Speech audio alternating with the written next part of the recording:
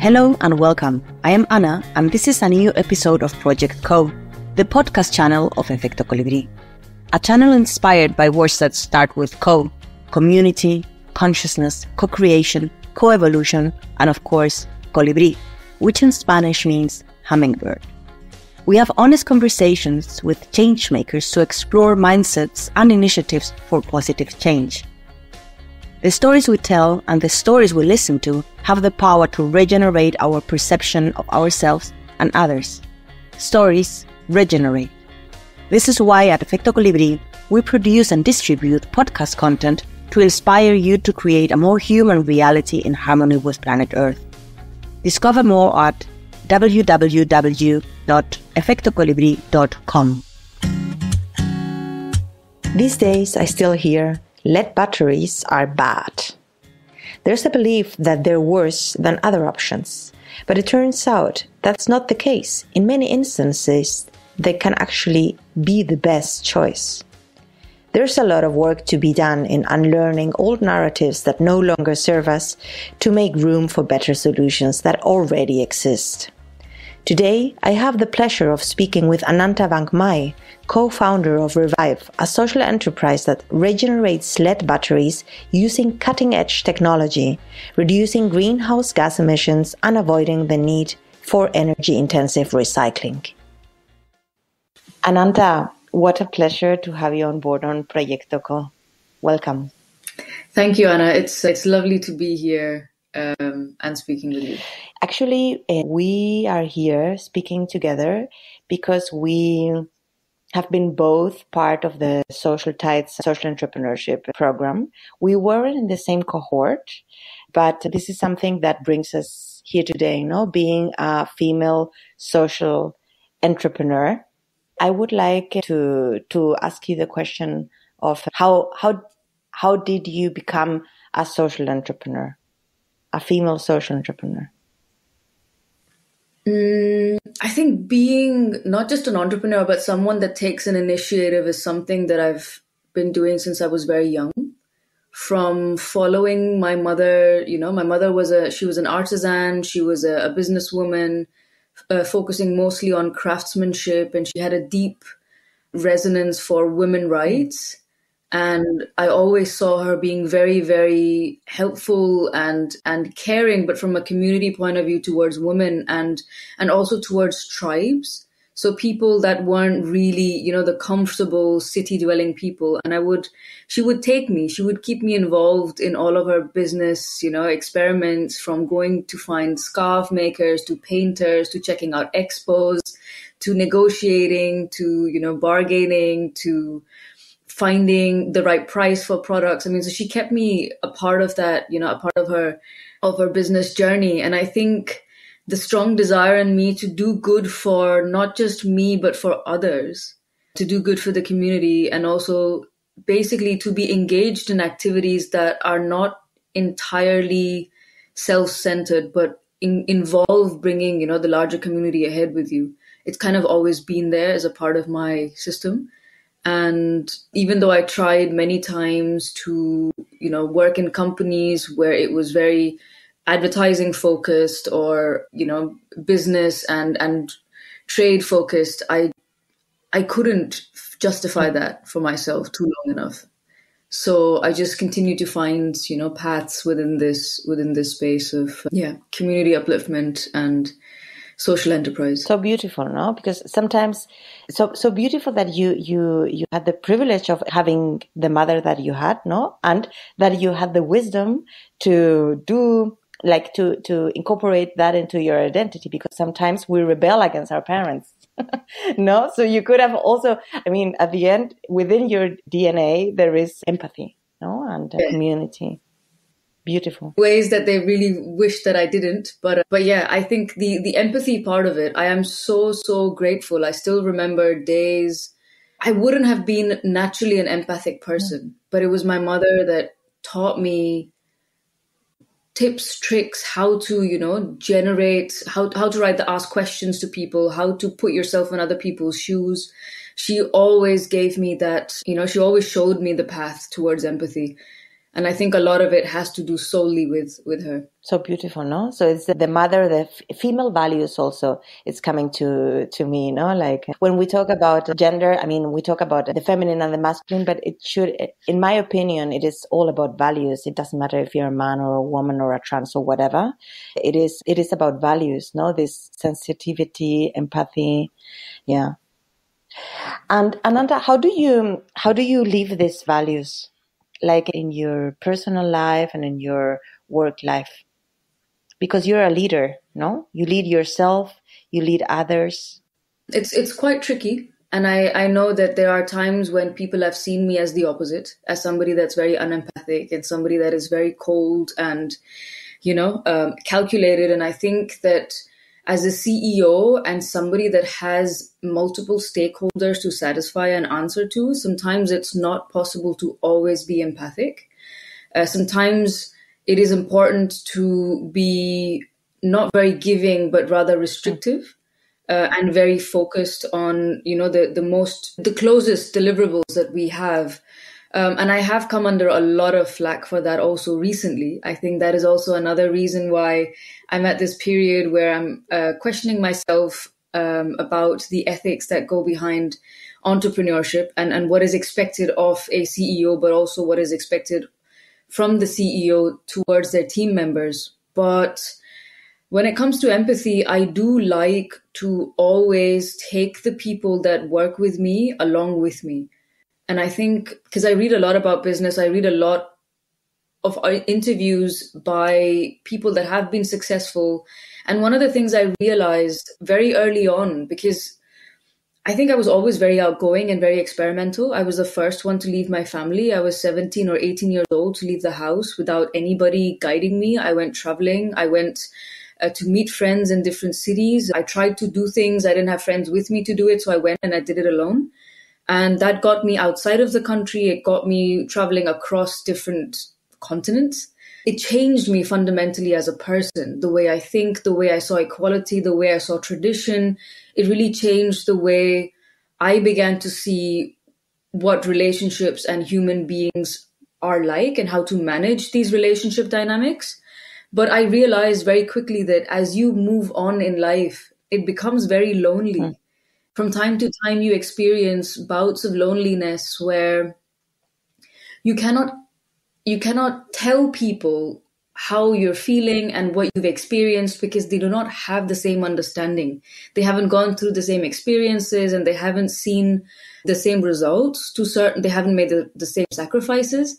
So sometimes it becomes really, really difficult to share that with people. And so one of the things that I did when my first, business, when I saw success in my first endeavor, I was like, I'm going to make sure that I take at least 2 or 3 people with me as I go along. I will be completely honest. I'll be completely open with everything that I experience, my vulnerabilities, my fears, my anxieties, but I will make sure that I take people with me on the same journey so they can also experience success the same way that I experience it, and so that they are there with me when I reach somewhere. So from finding those people in the family, I'm the black sheep of the family. I have left many members behind. There were many times in the last 5 years where I have cut contact with chunks of people that are my own blood, but I have also selected people and been like, okay, I feel comfortable with you and I like you and we're going to do this together. So I have given everything I can to make sure that they're comfortable mentally, physically, financially, to make sure that when I am, at that place where I'm vulnerable and I need support, they are enabled and empowered to support me. And I think that's the kind of sense of community that I'm focusing on. From my 30s onwards, I'm focusing on that all-inclusive, nearby me, my treasure, my circle. Trying to keep them close and keep them strong. That's super interesting. Here we're talking about big decisions, no? You're talking about who you want to be and what values you want to take along with you, nurture, and who you want to become, no? Because by deciding those people, there is one say, I don't remember who said it or where I read it. It was a long time ago, but I think it was one of these super famous trainers, no, like rugby trainers or something like that. And he said, you become a mixture of the 5 people that you spend more time with. no? You become that. Yes. And it's super interesting, Absolutely. no? It is so, it is literally so true. When I heard that the first time, and this must have been about 10 years ago, I was still, you know, a backpacker, not a backpacker, but a bootstrap backpacker. And when I found out about it, I was like, this is right. I'm irritated. I'm grumpy. I'm rude. I'm like this. So I'm going to leave all those people who I feel that do the same thing. I'm going to find people that are more polite, that are more kind. And those are the values I want to be around with. So, you know, that's, yeah, that's actually, that quote is one of the fundamental discoveries that I made that led me onto this path. So thank God for that.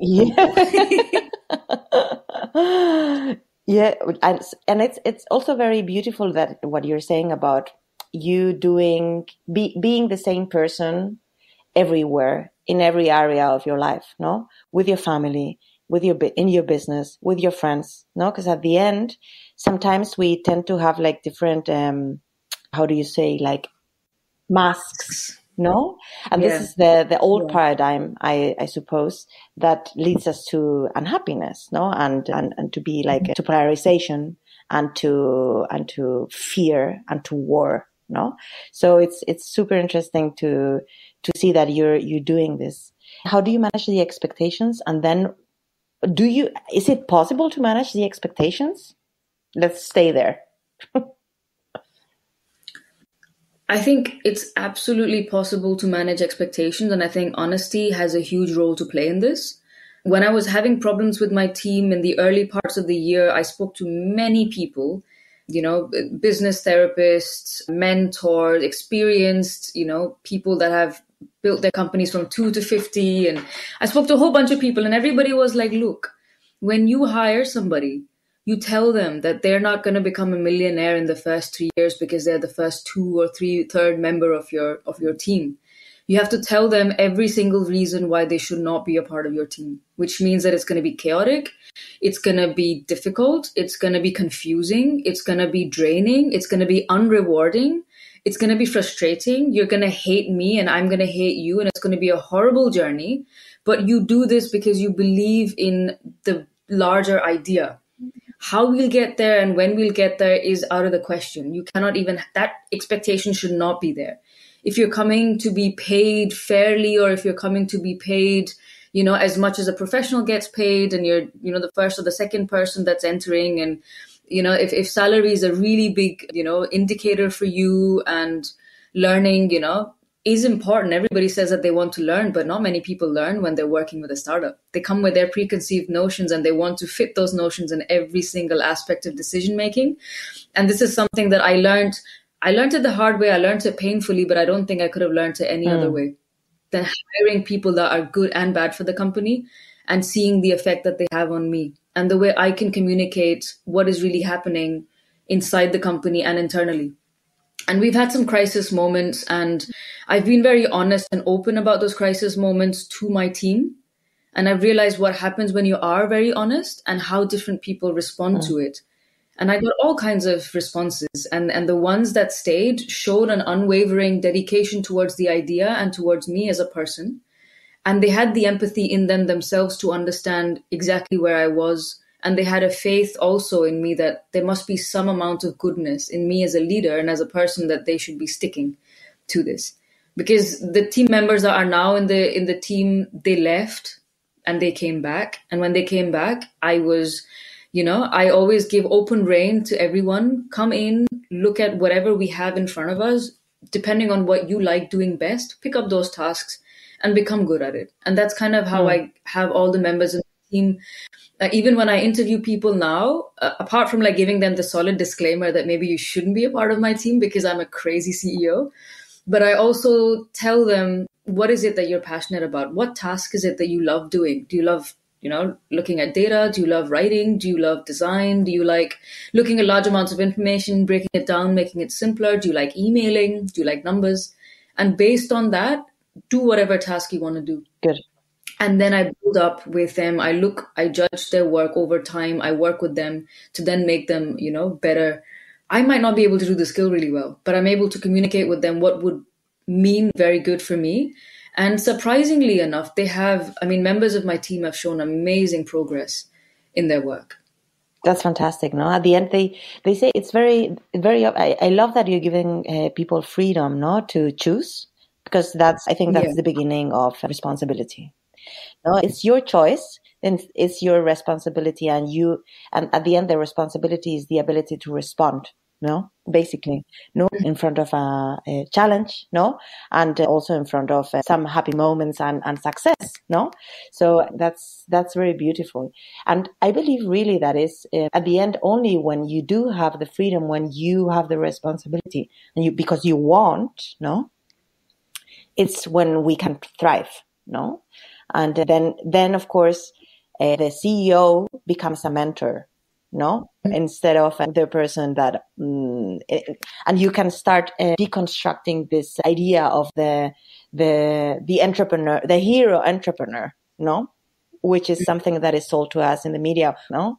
Yeah. And that's so important. This is what is needed at the end. This is what we have seen in the last years. And since I was born, definitely I was born with this idea of I need to, more. It's never enough. No, I need to work, blah, blah, blah, blah, blah, blah. And at the end, it's not about doing everything what is expected to be successful from society. It is about understanding what is successful for oneself, no, what is coherent with one's talent, one owns talents, and reflecting that, no, at the end, it's super interesting. Congratulations, really, on that, no, because not everybody is able to let go of control. Let go of control. My God, that has been a hard one. Been such a hard one. My God. And it's broken me. It's broken me to pieces. It's broken ego is a very small word. It's a very small representation of what has been broken, but it broke me through and through. Just letting go of control and not, from being a micromanager sort of person to like actually letting go of and realizing that sometimes it's just better if other people just do their thing. And I'm just gonna, let it go. It will work out. If it doesn't work out, it wasn't meant to be. There's a kind of, almost careless surrender in it as well. But it is, definitely. Wow, beautiful, no? And when you go through this very hard process of letting go of control, because it's your baby, it's your idea, then I'm very quickly going to go to ask you about what it is about, no, the project. Mm-hmm. But I think the most important thing is what is behind it, no, the people that are behind it. And now talking to you, I think it is super inspiring. Beautiful. Tell me about your startup. Why does your startup exist? My startup exists because 2 years ago, I realized that there's no point, and it's a very big statement, but there's no point in depending on politicians and people working for the government to make changes to economic systems in general and also on infrastructure and just public services, because they know that their population is asking for economic growth. They're asking for better schools, better hospitals, better cars, better roads for their cars, and they're asking for economic development, and sustainability is a very huge price to pay for that, because it stops them from getting where the other person is, which is their, vision of, the developed West, these cars, these iPhones, these things that we see on the television. They want to have a part of it as well. And so when it comes to development, sustainability takes a backseat. And I realized this in one of my projects. It was a beautiful project in one of the most beautiful places I've ever been, in India. And it just became really evident that working for advocacy and research and policy, I feel a bit bound by it. I want to see if I can work in a space where I could contribute to a solution. So if I could pick an industry that is polluting, then maybe I can figure out, go into the depths of it and see what can we do to change that, to make the process a bit less polluting. And that is when I got a job in a bioconcrete company. But at the same time, I also came upon the innovator and the technical person from my company or also my CTO at one point, and I understood his technology and what he was doing, and I was mind blown by this and the fact that I didn't know about it or people don't know about it. And there's so much potential in this technology. And I was like, I know Europe is going to be an amazing place where the story is going to be heard. Let's take it there and see what we can do with it. So he agreed to mentor, to guide, to be a part of the company. And I brought the idea to Germany. One thing led to another.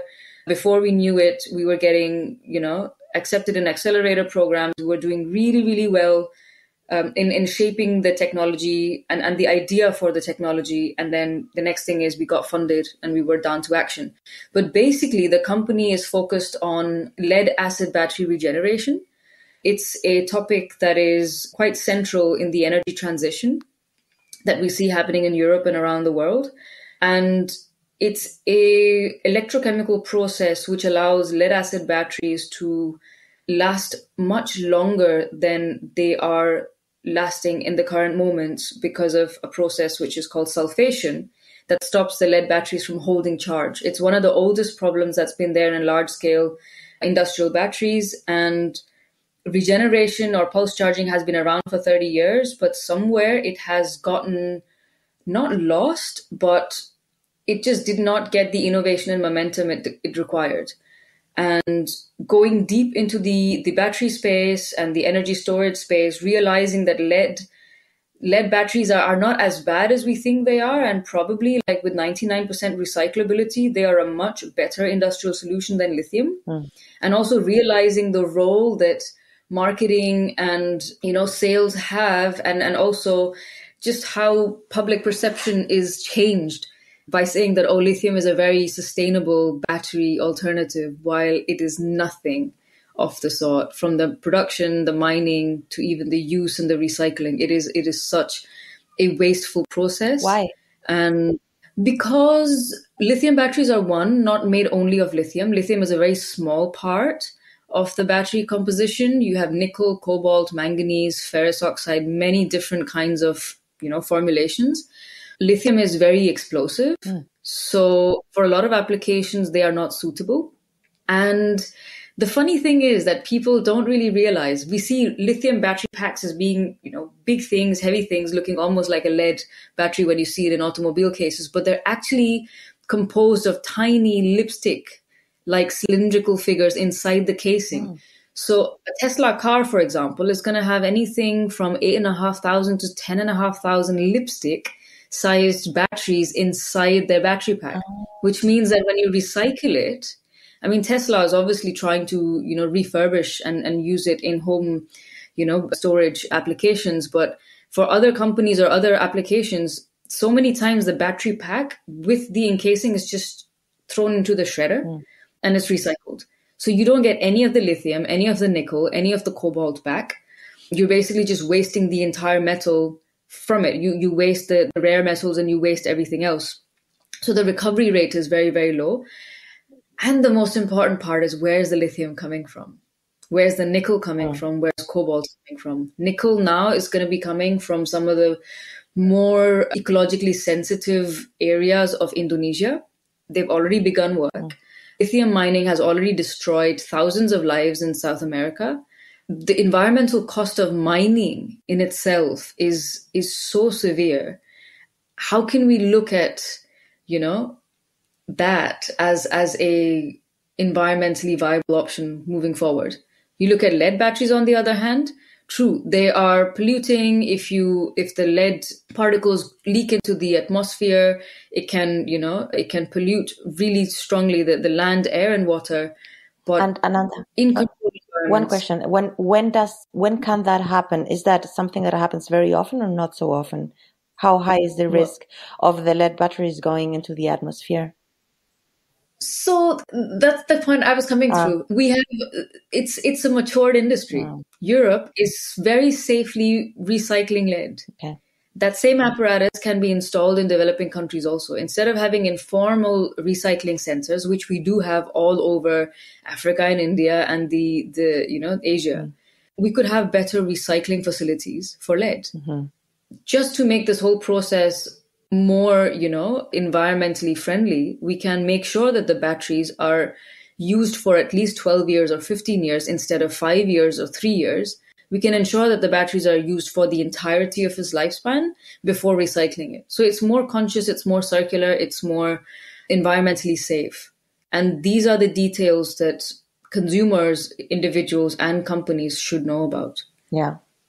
So basically, and what do you think? I mean, how do you look at the future from you have now rescued an innovation that existed already, regenerated that innovation, innovated into that solution. Now, what's going to happen? In Europe, it's already an option. No, you're innovating in Europe. You think the authorities in Europe and the businesses and the people and everybody is ready for it? Or do you still need to do some educational work? Absolutely. Everybody in Europe has moved on from lead batteries. They think that lithium batteries are a better solution. Okay. And that lead is dead. There's also regulations coming through for lead batteries being phased out, although it's been 5 years or 7 years since it's been delayed, because there is no alternative or there's nothing to replace lead. There's green hydrogen, blue hydrogen, there's saltwater batteries, but these are not. They need a lot of infrastructure. Hydrogen, for example, needs a lot of infrastructural improvement. Sodium ion batteries need a lot of, they still are at very nascent stages of development. So we don't have another alternative which can satisfy the requirements of energy storage the way lead does. Okay. But we thought it would be easier in Europe, but we couldn't have been more wrong. Oh.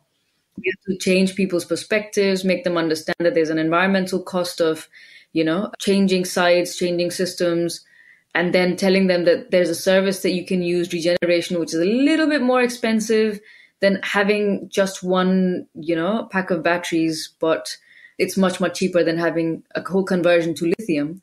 And it's definitely a lot cheaper in the longer run if you look at the entire lifespan of the battery. But it's an added process, which again is a complication. And we just haven't yet made the breakthroughs with it. But are we getting there? We are getting there, but we have a long way to go. Okay. We have a long way to go. This technology needs to be improved significantly. There are not enough engineers left to actually, work in this, because all the recent battery research is in the space of lithium and other formats. There's not much work happening in lead. And I think that is almost, it's paradoxical that we have a technology which is 100% mature.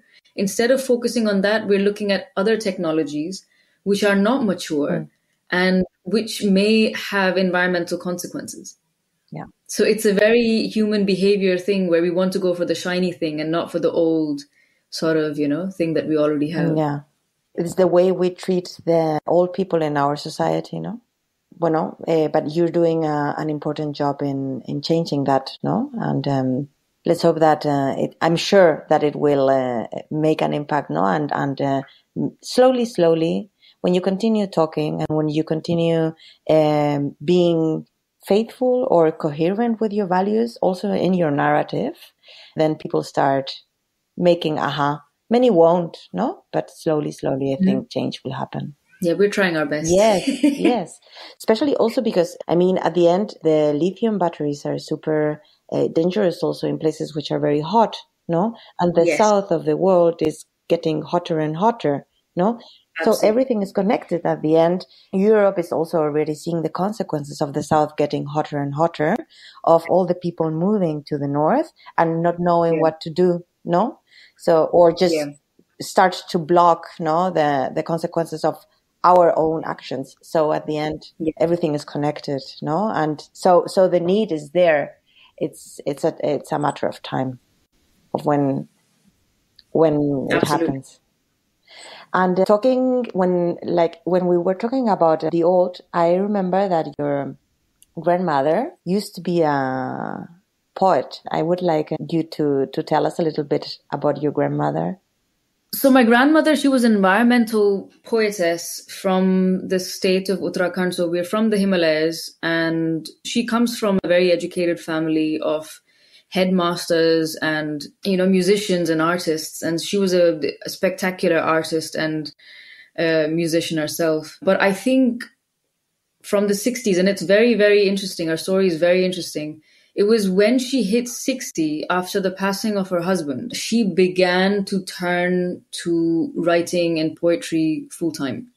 So there was a story of how she would write couplets or she would write lines in tiny pieces of paper. And I think her first book was a culmination of all these little pieces that she put down together and then got them written down, and then she published a book. Wow. So for I think the almost 10, 15 years of her being active, she definitely became quite a celebrity in our hometown.